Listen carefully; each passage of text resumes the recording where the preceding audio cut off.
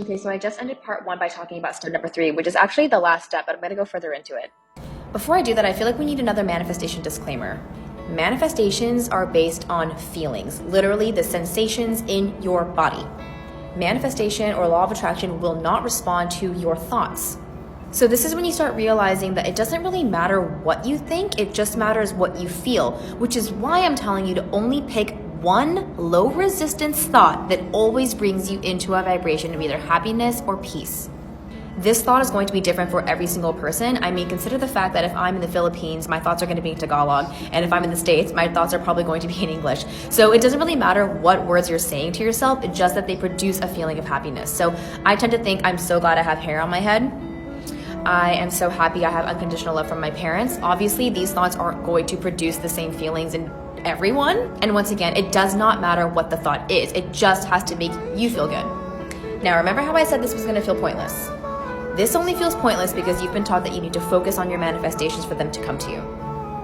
But this is exactly what not to do, because the more you think about it, the more resistance you're creating to it, because you're constantly looking for the perfect partner, the perfect job, the perfect marriage, and it's not there. So you're creating resistance to it.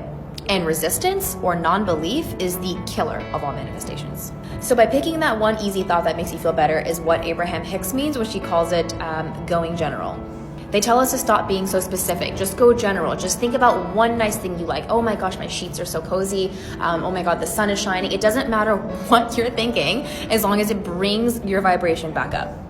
Again, seemingly unrelated because you're not thinking about the thing that you want, but all you have to do is have the feeling. Because as long as you're thinking about it and creating resistance, law of attraction can't understand what to bring in. Actually, it does understand. It's going to keep bringing in all the negative stuff, because if that's what you're feeling by thinking about the thing that you want and not having it, then it'll just give you more of not that.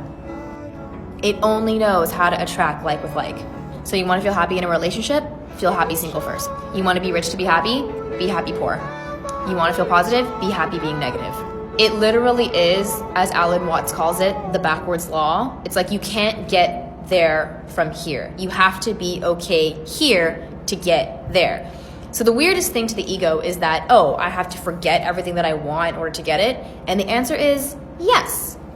Imagine being so whole, so complete, and so happy that you don't even need the thing anymore. And that is when it just comes gushing in. It'll come rushing in, it'll surprise you, it'll be amazing, but you will not have even needed it. That's how you attract.